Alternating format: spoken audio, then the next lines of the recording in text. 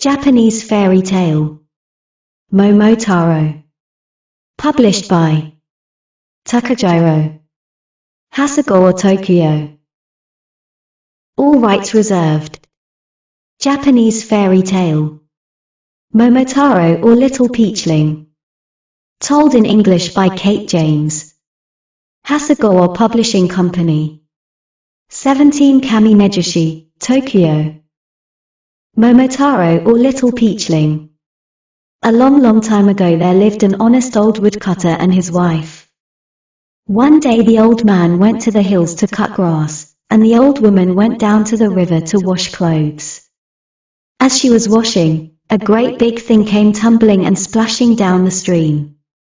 The old woman saw it, and drew it to the bank with a bamboo stick that lay near.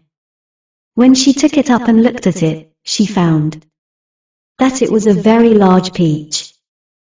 Then she was glad, and quickly finished her washing and went home, taking the peach with her that she might give it to her old man to eat.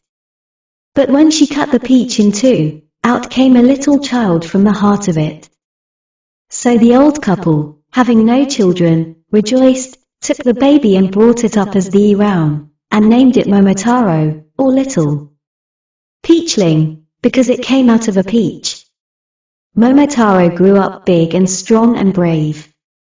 Having often heard stories about the ogres who lived in an island not far off, he made up his mind to cross over to this island and carry away the riches which the ogres had stored there. His foster parents gave their consent, and helped him to prepare for the journey. They ground some millet which the old woman made into dumplings, and placed in his pouch. The old man provided him with a sword. And when all was ready he took leave of them and set out. First he met with a dog which came running up to the side of the path, and said, "Go! Wow! Wow! Where are you off to, Momotaro?" "I'm going off to the ogre's island, to carry away their treasures," answered Momotaro. "What have you there hanging at your belt?" asked the dog. "Some of the very best millet dumplings in all Japan," said Momotaro. "Give me one, and I will go with you," said the dog. So Momotaro took a dumpling out of his pouch and gave it to him, and the dog became his follower. Next he met with a monkey, and the monkey said, "Kia! Kia! Kia! Where are you off to, Momotaro?" "I'm going off to the ogre's island," answered Momotaro. Then the Momotaro, as before, monkey said, "Give me a dumpling and I will go with you." So Momotaro gave the monkey a dumpling, and he followed him too. Last of all came a pheasant crying, "Ken! Ken! Ken! Where are you off to, Momotaro?" "I'm off to the ogre's island to carry away their treasures." Again Momotaro answered, "Give me a dumpling and I will go with you," said the pheasant. So the pheasant got a dumpling, and all three followed Momotaro.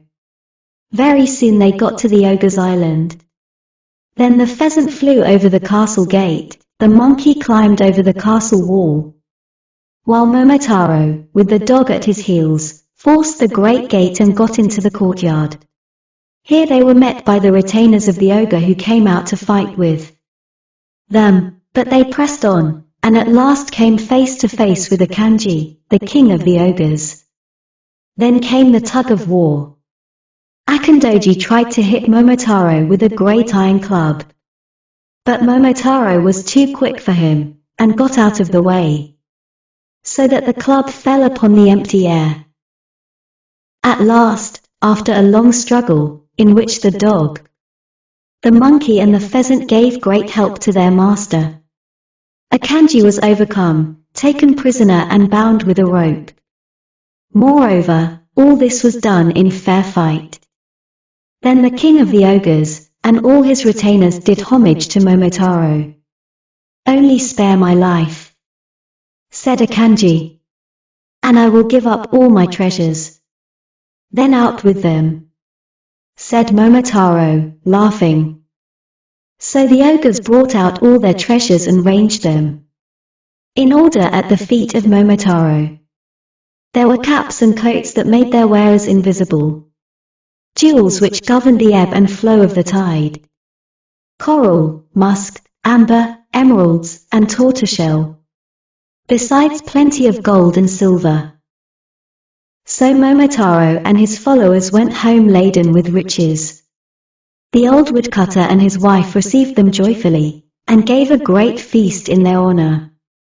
Momotaro kept his foster parents in peace and plenty for the remainder of their lives. He himself lived to be an old man, happy and prosperous and beloved by everybody.